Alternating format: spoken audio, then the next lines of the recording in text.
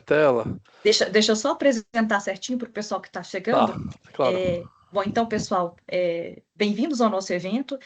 Meu nome é Daniele Cavalcante, sou diretora de eventos da ISA Seção Minas Gerais. Hoje, a gente está aqui no evento Infraestrutura para a Indústria, ministrada pelo Daniel Guimarães. O Daniel Guimarães, desculpa, o evento é do Dada Decisão, Aplicações de AI e Cibersegurança na Indústria. O Daniel Guimarães, ele é o Latam Product Management na região Brasil, na Siemens, e ele tem uma experiência fantástica em implementação de sistemas de IA, e a ideia é ele compartilhar com a gente um pouquinho disso hoje, ok? Então, Daniel, agora puder compartilhar sua tela com a gente. Perfeito, Dani. Obrigado aí pela introdução. Deixa eu compartilhar então minha tela. Alt Tab. Compartilhando. Vocês devem estar visualizando, pessoal, agora. Sim. Ótimo. Deixa eu colocar aqui no Do Not Disturb. Ah, não, já tá, né? Eu já estou no Teams, então tá bom. Bom, pessoal, para a gente começar aqui a aquecer a nossa discussão, eu trago aqui uma forma da gente começar a olhar para essas questões de dados, né? Eu sou uma pessoa que gosta de fazer esporte, então eu sempre fico monitorando aqui os meus batimentos cardíacos e tal. E eu agora estou indo para o Rio de Janeiro, passar aí o fim de semana agradável na praia, né? E eu vou fazer ali o meu exercício físico, né? E aí eu estou ali fazendo meu exercício físico. E aí eu fico imaginando, né? Imagina eu ter um médico aqui em São Paulo, né? Eu sou de São Paulo. Imagina o meu médico daqui de São Paulo observando os meus batimentos cardíacos e falando, Daniel, olha, reduz o pace aí porque você vai chegar no 160 batimentos cardíacos aí, batimentos por minuto, e você tem que reduzir. Imagina se esse cara, se esse médico, ele tá sem internet, se ele não consegue falar comigo ali na hora. Então, eu prefiro, nesse momento, confiar, por exemplo, na solução ali que vai estar no meu relógio, né? Então, às vezes, a gente tem que tomar decisões que têm que ser baseadas em velocidade, né? Então, a gente tem que, às vezes, tomar decisões de forma mais rápida.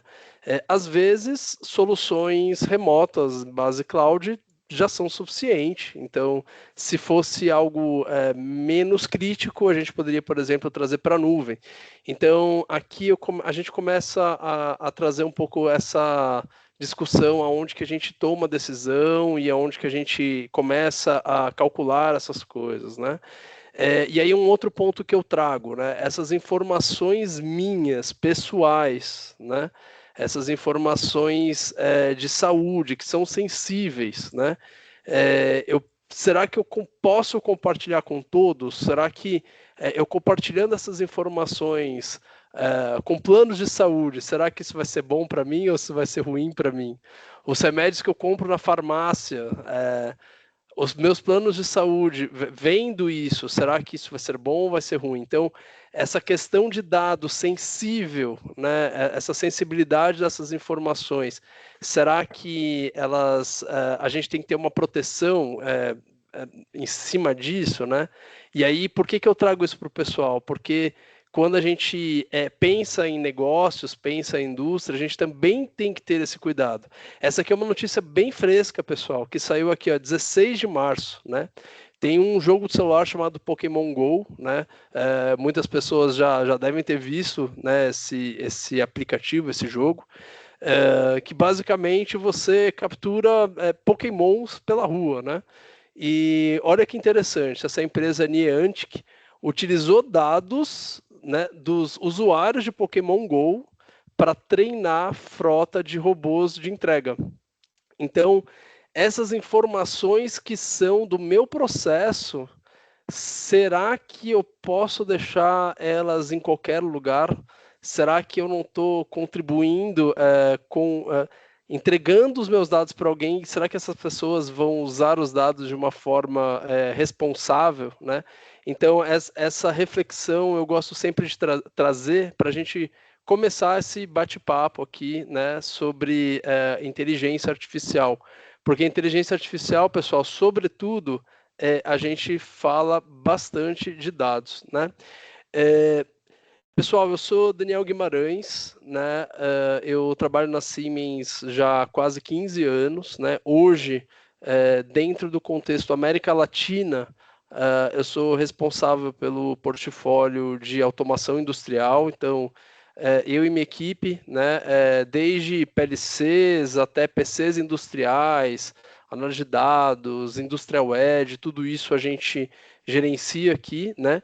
E o meu objetivo hoje trazer um pouco, né, essa reflexão, né, do dado à decisão, essa jornada que é pegar o dado do chão de fábrica, ali do lado do processo, eu fazer esse treinamento de inteligência artificial, tomar decisão em cima disso, e como que a gente faz isso de uma forma segura e de uma forma que, principalmente, pessoal, a gente consiga escala, tá?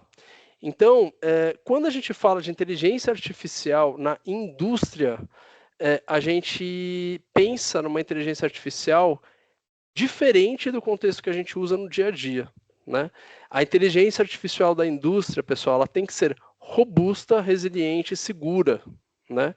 Robusta por quê? A gente que é do chão de fábrica sabe, né? Tem vibração, tem poeira, tem diferença de temperatura, então tem temperaturas altas, né? Umidade, às vezes. Então é importante que a gente use equipamentos, né? Use arquiteturas que consiga entregar para a gente robustez nesse processamento, né? Resiliência, né?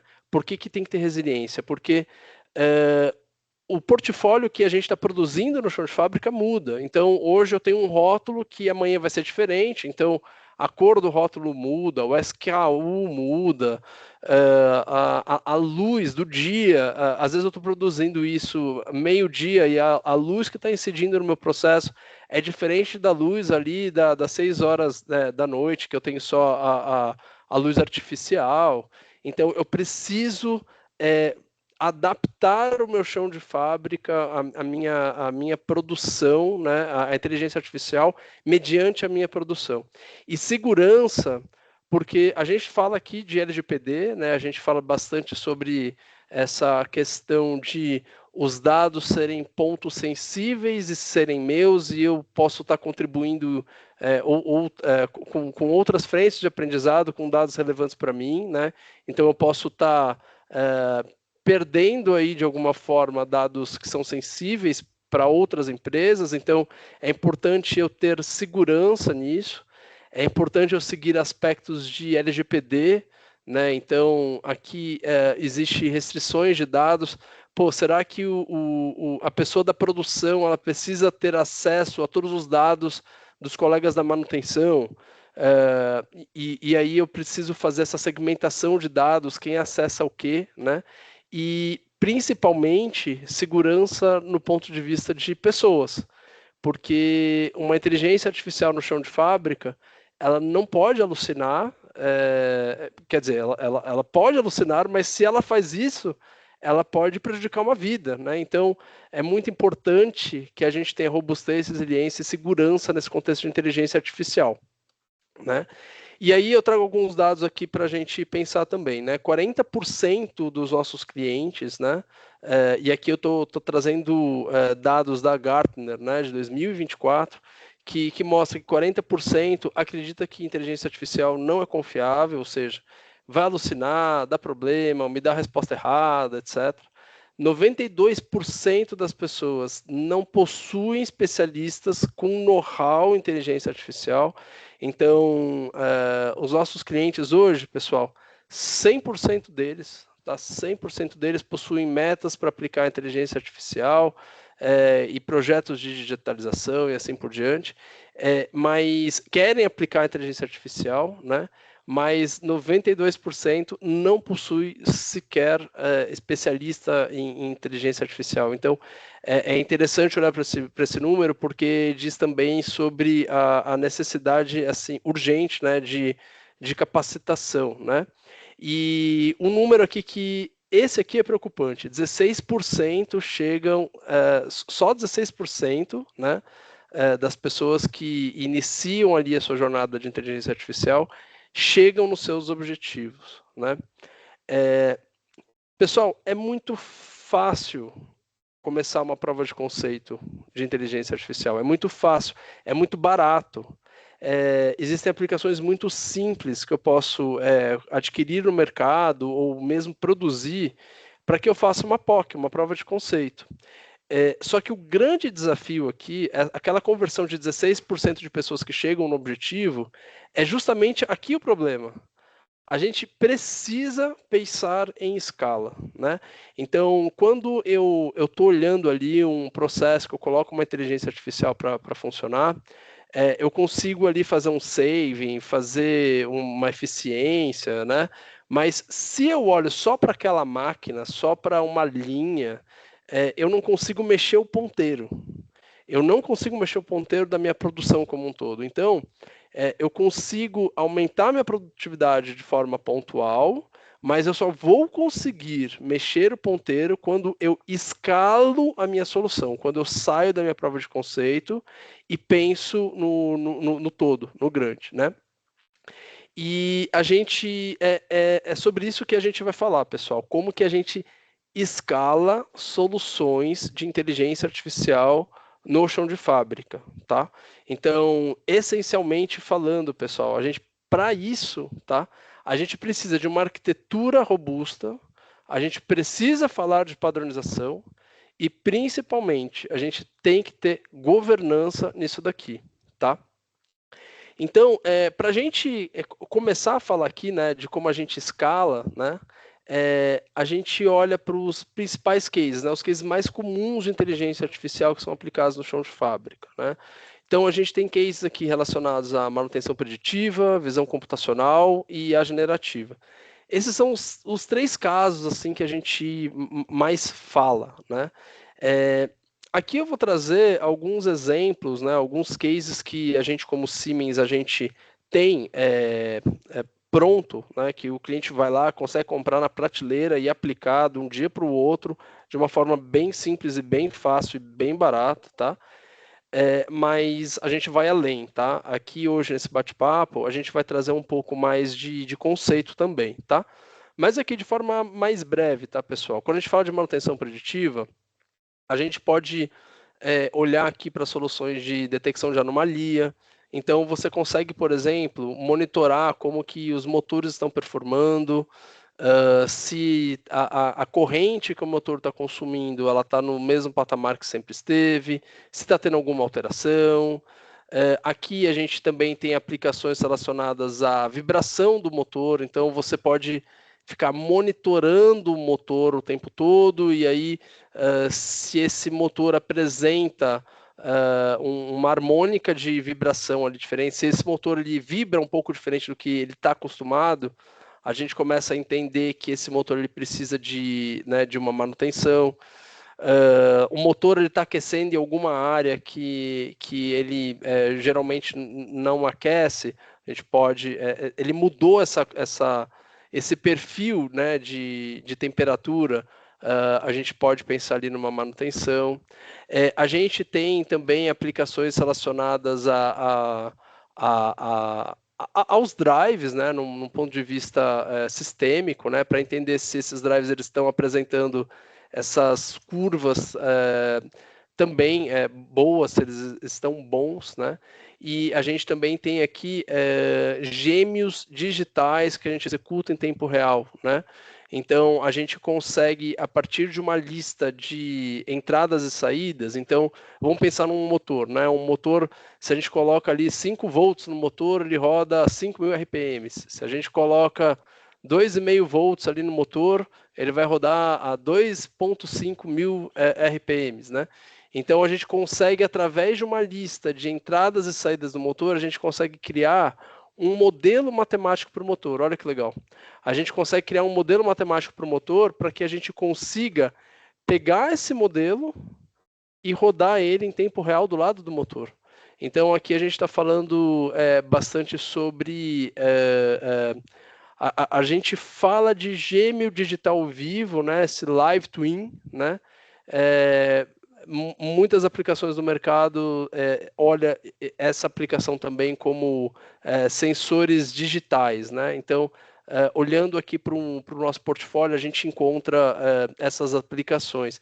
Olhando para a visão computacional, pessoal, a gente tem aqui aplicações simples de visão computacional para que a gente consiga detectar ali um objeto que faltou alguma coisa ali na linha de montagem. Então, aqui a gente tem um exemplo de um carregador, né? Carregador não, aqui é aquele adaptador universal, né? Então, que tem vários plugs para diversas tomadas do mundo aqui, né? Então, aqui é uma produção desse adaptador. Então, percebe que esse cara daqui veio faltando uma parte importante. Então, a qualidade de inspeção é simples, a gente consegue fazer, a gente consegue também medir, né? Por exemplo, aqui é uma aplicação de bakery, né? Então a gente consegue verificar se essas entranhas aqui no pão elas estão corretas ou não. E aí a gente tem aplicativos para medir isso, medir desvio padrão e etc.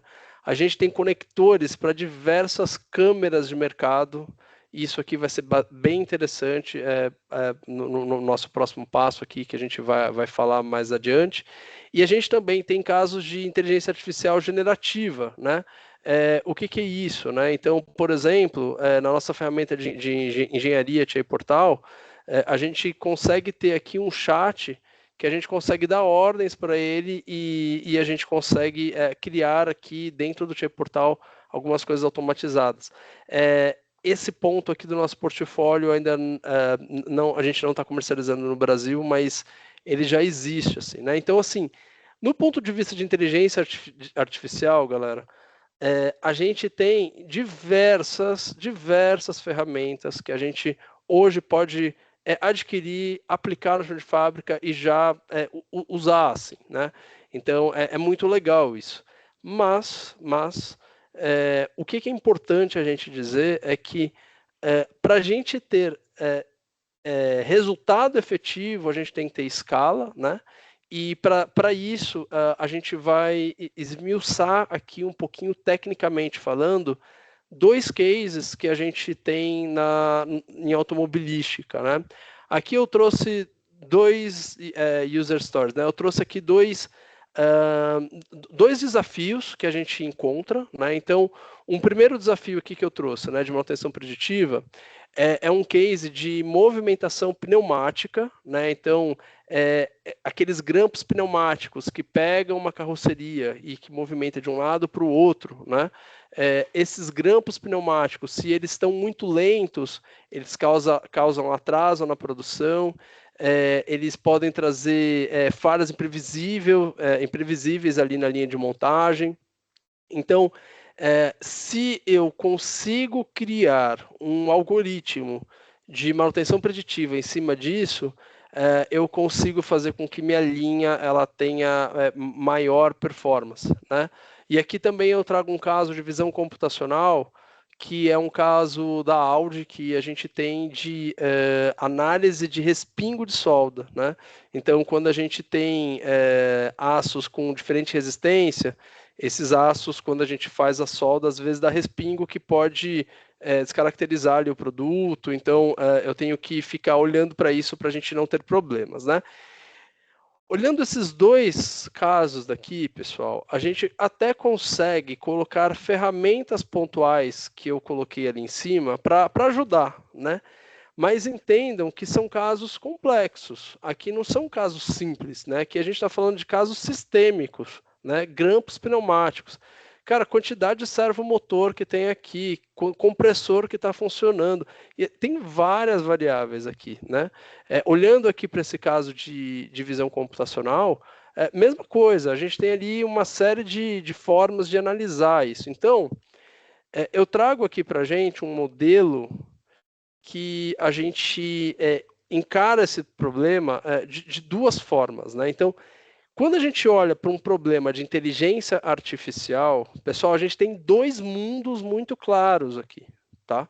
A gente tem um mundo que ele é do cientista de dados e a gente tem um mundo que é do engenheiro de automação, né? O que eu chamo aqui do mundo do cientista de dados, tá?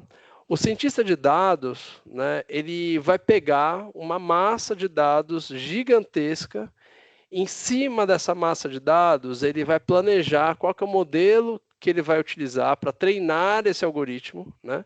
E aí eu treino isso, aplico no modelo, empacoto e entrego para o engenheiro de automação. O engenheiro de automação, ele vai ter ali o papel dele, que é colocar esse negócio na produção. Então, o que eu estou fazendo aqui? Eu estou pegando, pensando aqui na minha cabeça de engenheiro de automação, né, pessoal? Eu pego aqui um modelo que o cientista de dados me deu e eu tenho que conectar esse negócio no meu PLC, né? Então, isso não é tão trivial assim, né? Então, cada etapa daqui, ela é importante, né? Então, pensando ali, pessoal, naquele problema, né, das garras pneumáticas, o primeiro ponto, né, o cientista de dados, ele vai pegar a informação de sensor de pressão ali dos compressores, vai pegar a informação dos servos, enfim, ele vai pegar todos os diversos parâmetros ali e a partir daquele mundo de informações, ele vai entender se ele vai usar um algoritmo, por exemplo, de regressão, de classificação e etc. Ele utiliza um modelo ali, por exemplo, uma rede neural específica, ele empacota e entrega para o engenheiro de automação. Esse cara daqui, esse cientista de dados, ele tem que saber qual PLC que está rodando no chão de fábrica. Ele tem que saber se é um PLC Siemens, se é um PLC Rockwell, se é um PLC Schneider. Não, cara. Esse cientista de dados, ele não pode se preocupar com isso. Imagina que ele crie um algoritmo pensando no PLC da Siemens, né? E aí ele vai, chega, entrega para o engenheiro de automação vai lá, aplica para a gente. E aí esse cara tem um parque instalado diverso, um parque instalado com PLC Siemens, Rockwell, Schneider, e aí ele não vai conseguir fazer essa implementação, né? Mas, e aí olhando para o lado do engenheiro de automação, né, é muito importante ele ter essa possibilidade de pegar esse código de forma fácil e implementar no chão de fábrica de uma forma aberta. Então, ele colocar ali no PLC da Siemens, mas ao mesmo tempo conectar com uma nuvem da AWS, conectar com o Insights Hub da Siemens e assim por diante. Então, esses dois mundos, né, do cientista de dados e do engenheiro de automação, eles são mundos que eles têm que estar em harmonia, né, porque você precisa ter essa convergência entre o mundo de IT e o mundo de OT, e esses dois mundos eles têm que estar conectados e se retroalimentando de uma forma constante, tá? Isso aqui é base, tá, gente? É uma base para que a gente consiga entender que a inteligência artificial dentro da indústria. Porque quando eu faço isso, quando eu retroalimento o meu modelo, eu consigo, por exemplo, caso muda a minha luz, né, ali naquele caso de visão computacional da Audi, né? Eu mudei a minha iluminação do meu chão de fábrica, né? Sei lá, eu produzo no inverno e produzo no verão. No verão, a luz do sol incide diferente. Será que aquele modelo que eu treinei, né, no inverno, ele vai produzir da mesma forma a performance que eu preciso? Então, esses dois mundos, eles precisam estar retroalimentados constante para que esse modelo daqui ele funcione de uma forma integrada, né? E aí, pessoal, basicamente, como que funciona, né? A gente tem treinar e retreinar, então a gente tem que ficar retroalimentando o algoritmo, né, para que a gente consiga treinar e criar versões de modelos, né? Então, eu tenho a versão 1, versão 2, versão 3, versão 4 e assim por diante, de um modelo específico para resolver um caso específico, né? E aí você imagina, por exemplo, que eu tenho um modelo para divisão computacional que funciona melhor no verão, e eu tenho um modelo de visão computacional que performa melhor no inverno. Então, eu tenho que ter aqui um ambiente que gerencia, que governa qual modelo de inteligência artificial eu consigo ter mais acurácia, eu consigo ter mais resultado, né? E eu também preciso, além de treinar e gerenciar isso, eu tenho que ter uma camada aqui para inferir, para calcular, para pegar aquele modelo, pôr em contato com o PLC, pôr em contato com o robô, pôr em contato com o sensor, pegar isso, jogar, calcular e ver se e trazer ali o resultado esperado, né? E como que a gente propõe isso, pessoal? Tá? Geralmente, e aí eu falo geralmente porque não é sempre que a gente precisa inferir de uma forma muito rápida, a depender do que você precisa, você pode inferir numa nuvem. Você pode fazer os cálculos de saída, né, do seu processo numa nuvem, se você não precisa de velocidade, né? Então, lá na etapa aqui de planejamento, né, quando o cientista de dados ele se depara com aquele monte de dados que está ali na frente dele e ele escolhe um modelo para responder uma questão que ele elabora, ele vai apontar o que ele gostaria de tempo de resposta, tal. E aí o engenheiro de automação ele consegue ajudar essa tarefa rodando ou ali do lado da máquina, num computador potente, né? Ou, por exemplo, jogando esse dado para a nuvem, para essa nuvem trazer essas informações, né? O modelo que a gente traz aqui é treinar, pessoal, vale a pena treinar na nuvem. Por quê? A nuvem ela é bastante elástica, ela é flexível. Você pode colocar dados e mais dados, e ela vai ter uma performance para treinar esses dados, né? Você tem custos em relação a isso, mas ela permite essa flexibilidade, né? Gerenciar os modelos é interessante a gente ter isso de uma forma centralizada. Porque naquele caso que eu trouxe para vocês de grampos pneumáticos, né? Imagina que você não tem uma estação de grampo pneumático, você tem 30, você tem 40, 50 estações de grampo pneumático na sua planta inteira, né? Então, como que você faz o rollout para todos esses sistemas de grampos pneumáticos de uma forma sincronizada? Como que você sabe que no grampo, na estação de grampo pneumático 1, tem o algoritmo que eu acabei treinando agora, qual versão desse algoritmo tá? Então, eu consigo, de uma forma centralizada, gerenciar isso, né? Então, quando a gente propõe uma arquitetura robusta, né, a gente propõe dessa forma para a inteligência artificial, né? Infere na borda, infere do lado da máquina, para você ter um resultado de forma rápida, gerenciar de uma forma centralizada, treina na nuvem. Agora, se seu processo ele não exige tanta velocidade, você pode resolver as coisas nas nuvens sem nenhum problema, tá, pessoal?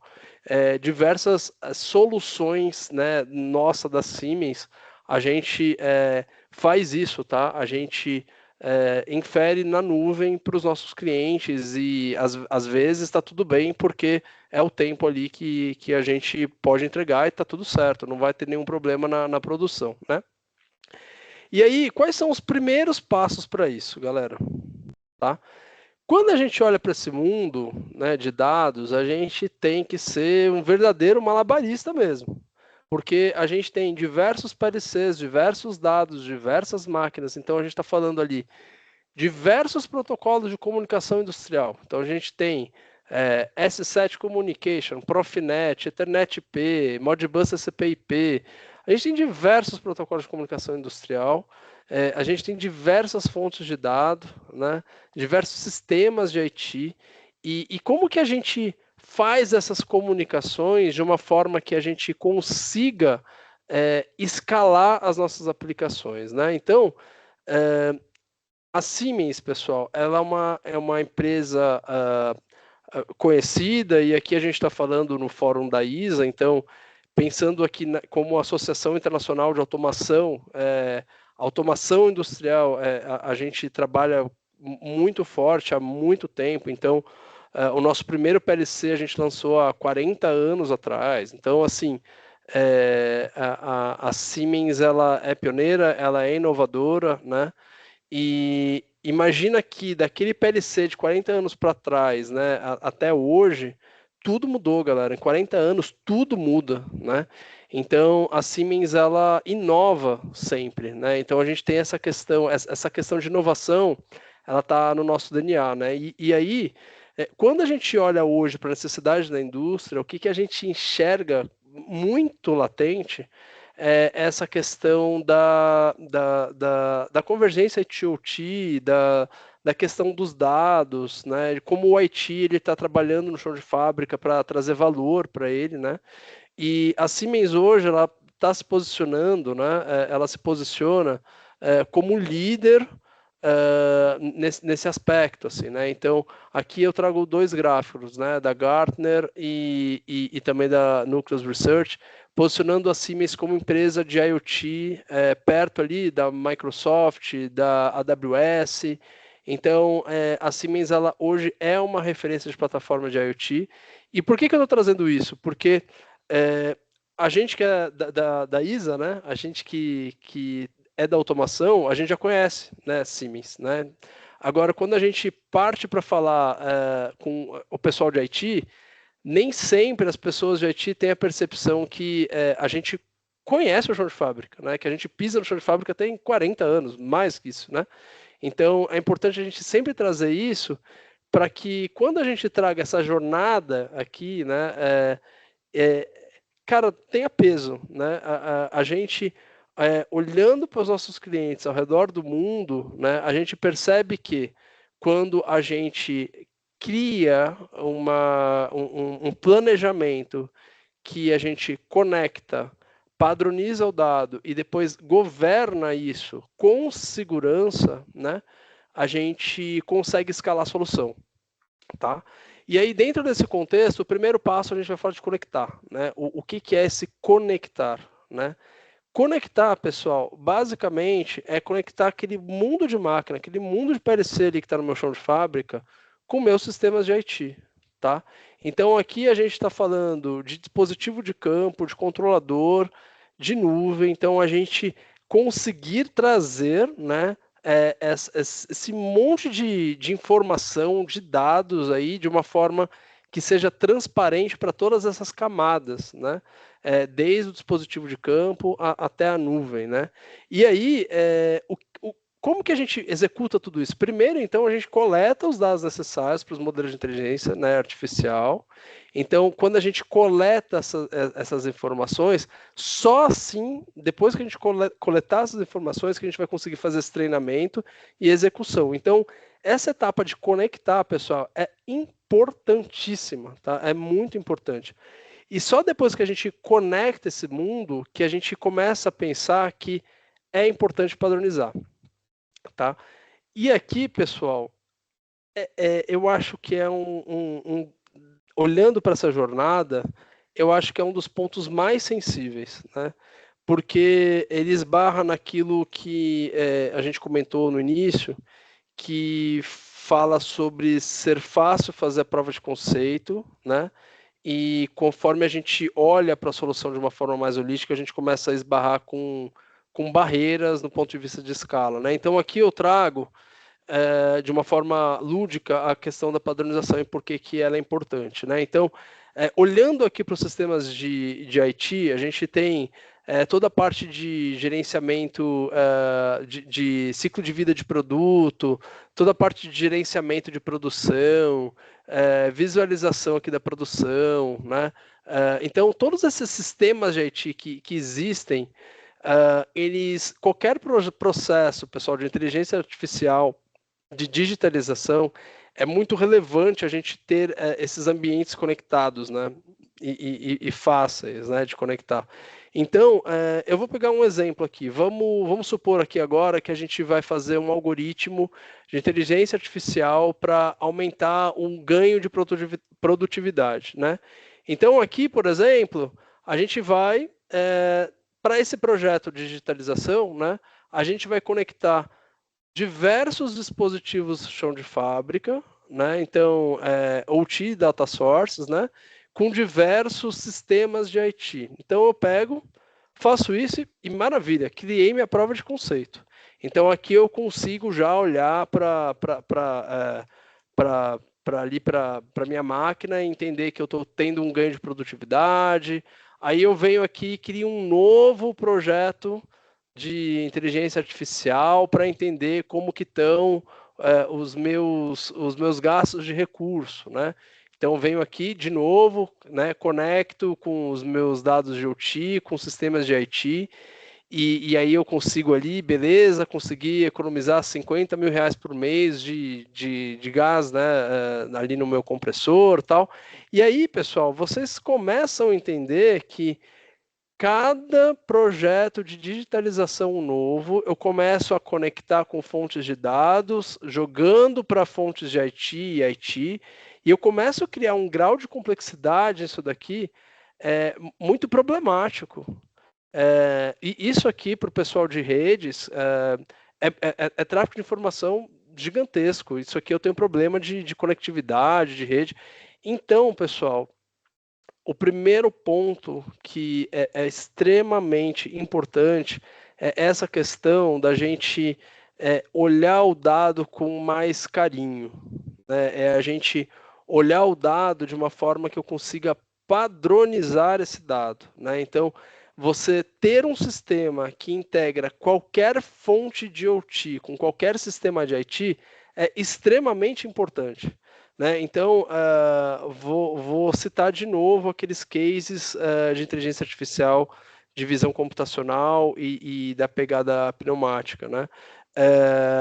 Imagina que o cientista de dados, quando ele desenvolve aquele modelo de IT, aquele modelo de inteligência artificial, e desdobra para o engenheiro de automação colocar ali em contato com a produção, ele não quer saber qual PLC, ele não quer saber qual câmera está sendo utilizado, ele não quer saber se é uma câmera da Basler, se é uma câmera da Intel, ele não quer saber.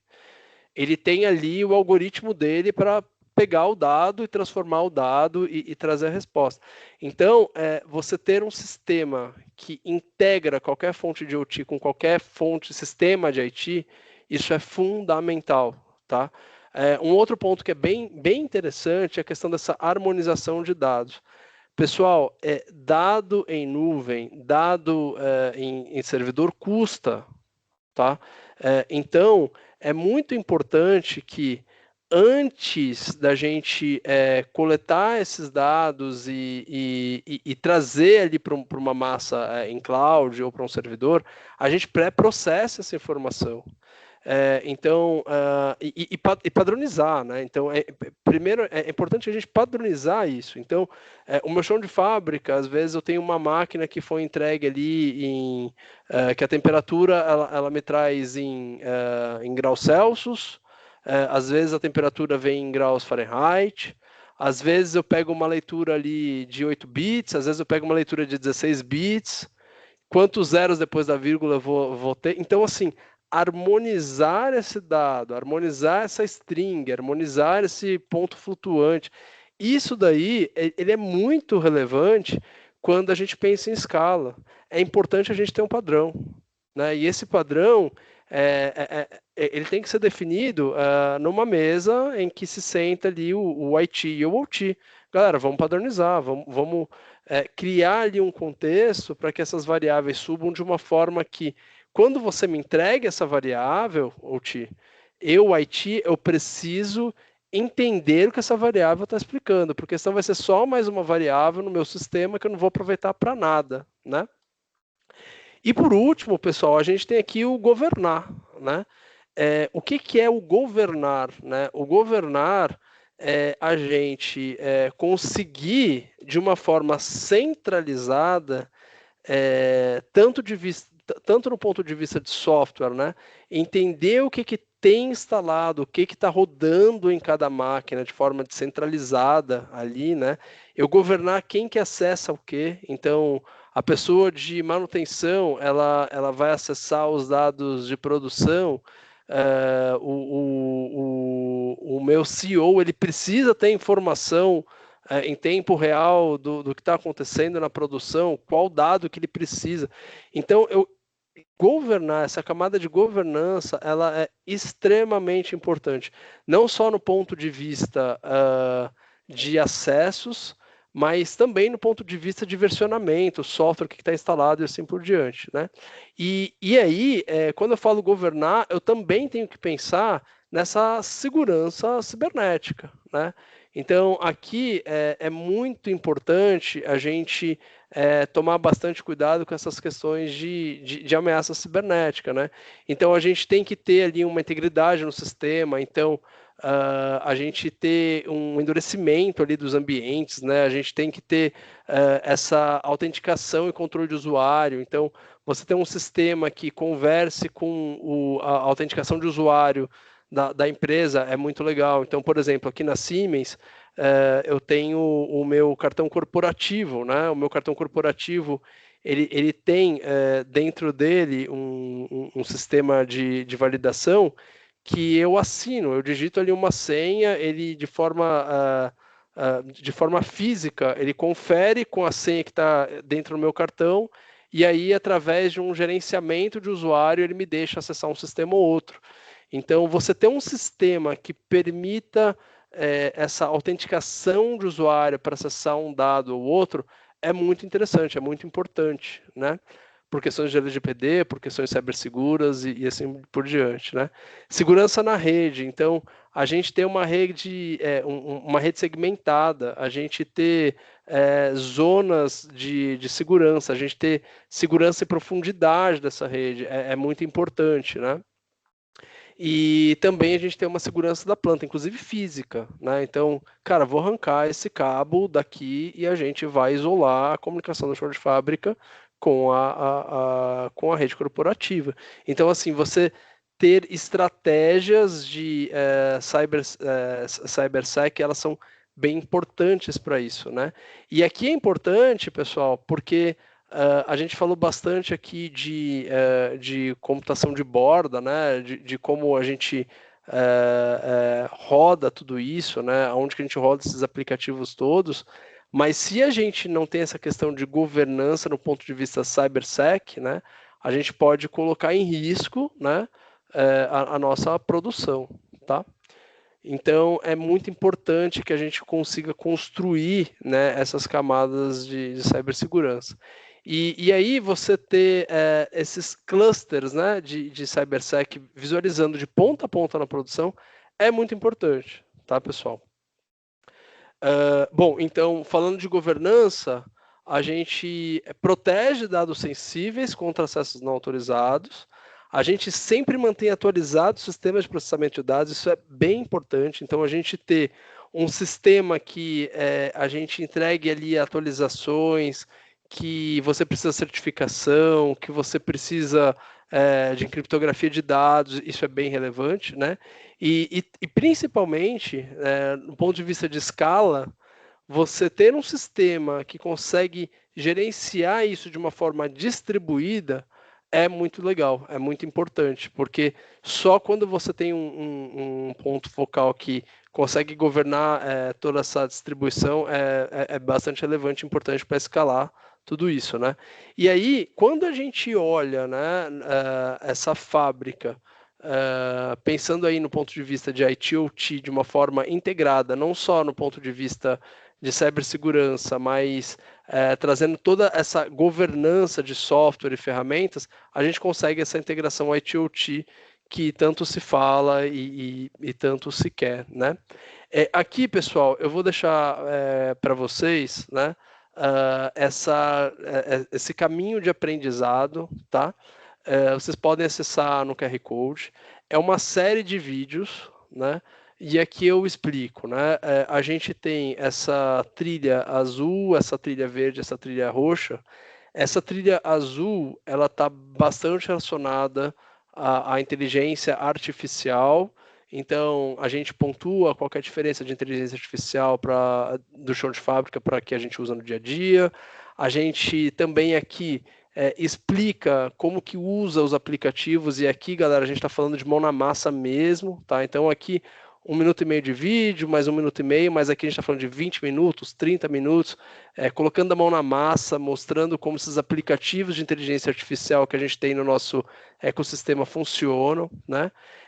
Aqui, nesse verde, a gente traz por que a computação de borda ela é tão relevante para a gente conseguir escalar temas de inteligência artificial no chão de fábrica.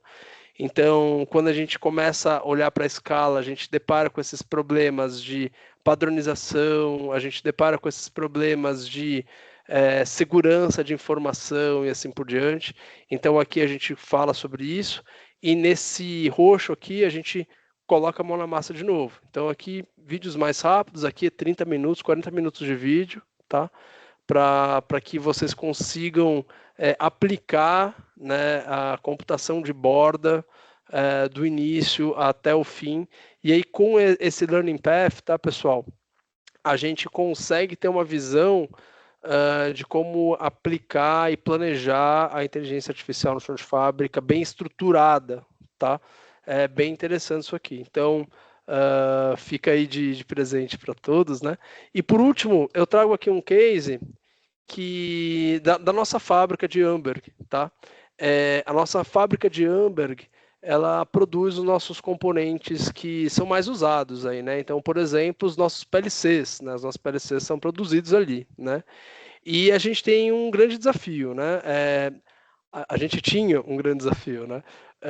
A gente, para fazer essa inspeção de qualidade das placas, a gente tinha uma máquina de raio-x que olhava para essas placas para ver se tinha algum problema, né?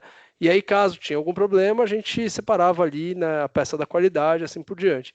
E essa máquina de raio-x, ela é muito cara. Ela custa para a gente 500 mil euros, né? Aí a gente multiplica por 7, a gente pensa aqui em alguns milhões de reais, né, gente?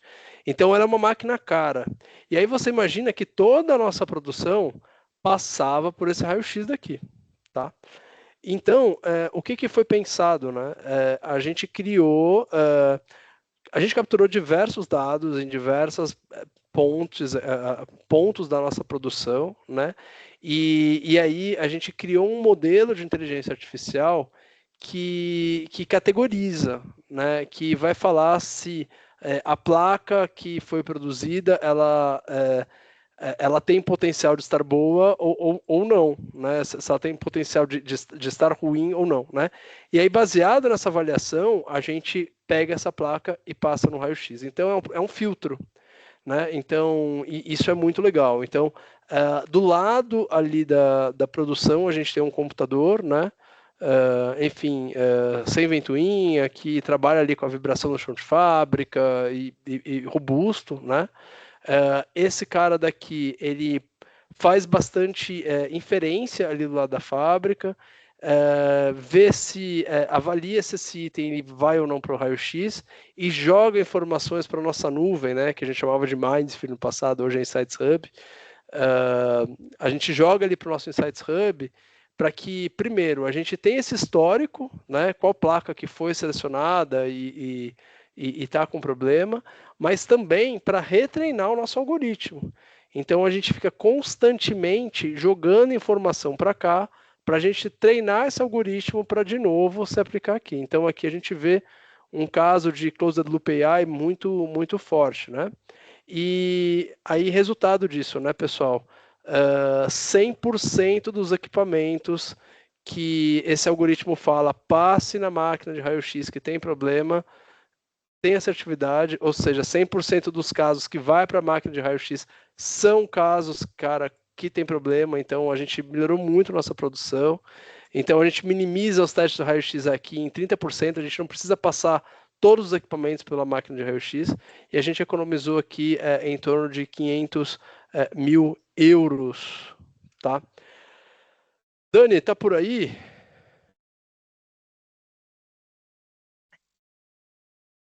Estou aqui sim. Até falar, a gente teve algumas perguntas no chat. A primeira foi do ilustríssimo Marcos Fonseca. Uma honra ter você aqui. Por que não iniciar a governança desde já e amadurecer os processos, controles, papéis e responsabilidades, etc., com a evolução da maturidade e dos sistemas, né? É verdade. É importante a gente começar essa padronização desde já, né?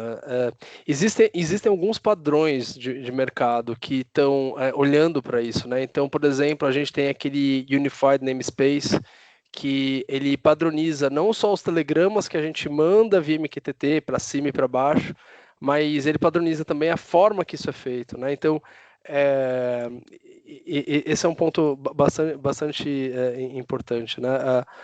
Hoje, os nossos PLCs, quando a gente trafega mensagens padronizadas, se a gente padroniza isso utilizando uma string, uma MQTT, a gente demanda ali muito espaço de memória, muito processamento. Então, às vezes, os equipamentos que a gente tem instalados hoje não permitem que a gente faça isso. Então, enquanto o nosso 1200, enquanto o nosso 1500 não tem dentro do firmware dele ali uma tarefa, uma funcionalidade para trafegar esse dado, essa string MQTT no padrão Unified Namespace, a gente usa uma computação de borda para isso, que foi feita para isso, né? Então, a gente usa computação de borda. Então, assim, às vezes a tecnologia não está na maturidade que demanda essa padronização. Então, a gente precisa agregar camadas ali para a gente ajudar. Eu não sei se eu respondi, Marcos, mas é importante sim a gente, desde o início do processo, a gente olhar essas questões de padronização, né? Mas a gente sempre tem que olhar se as tecnologias que a gente tem, elas vão dar conta dessa padronização. E outra pergunta foi do Pedro. Você deu um exemplo de manutenção preditiva e visão computacional com IA. Teria algum exemplo da indústria que utiliza IA generativa? A gente tem alguns exemplos, tá? Eu estava até comentando com a Dani aqui, né? Eu estou trazendo bastante informação da Siemens Factory Automation, né? A Siemens, ela tem um braço que se chama Siemens Software, né, da ISW, e eles possuem softwares de engenharia, CADs e assim por diante. Então, ali é muito latente, é muito visível, tá? Então, você consegue ter ali assistentes de inteligência artificial generativa que conseguem trabalhar integralmente com todas as questões de engenharia do processo. Então, toda a parte de documentação, validação de código, etc., muito, muito interessante. E do nosso lado, dos PLCs, né, do chão de fábrica, né, a gente também tem o Copilot dentro do TI Portal. Então, a gente consegue, eu tenho vídeos aqui, depois eu posso compartilhar com os colegas, de um assistente generativo pedindo para criar um faceplate, um projeto dentro de uma Comfort Unified, dentro de uma IHM.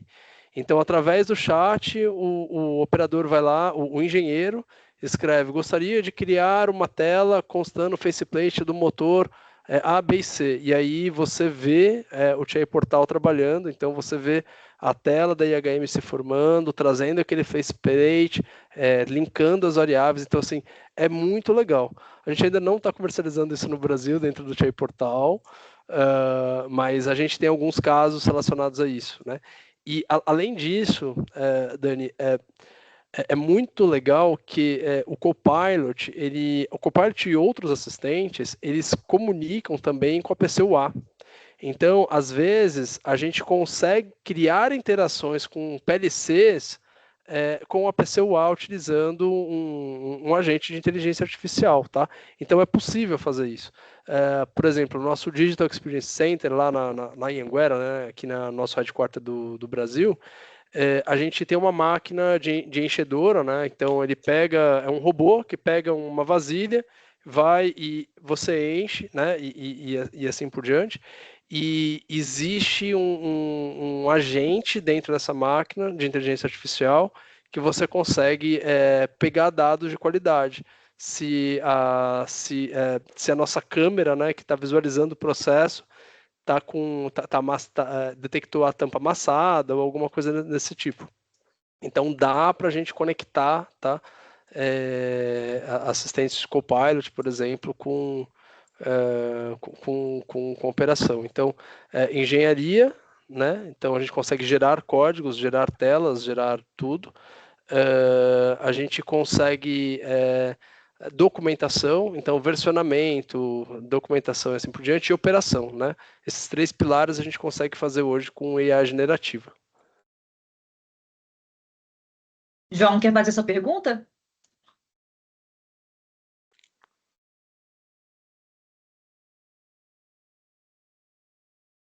Pode fazer sua pergunta, João. Levantou a mão.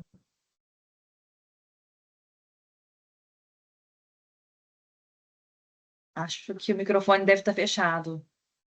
Consegue me ouvir? Não, Não, João. mas pode digitar que a gente está lendo.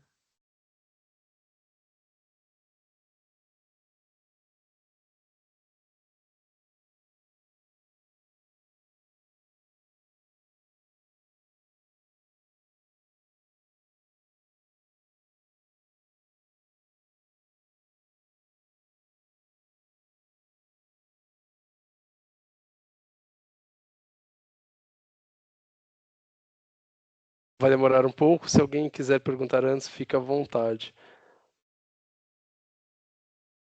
Será que eu caí, gente? Dani está por aí? Estamos te ouvindo. Tá Ah, normal. beleza. Obrigado. Acho que a Dani que travou. E o João tem... Olha lá, ó. Tem algum exemplo de uso do MCP? O Arley Farias perguntou.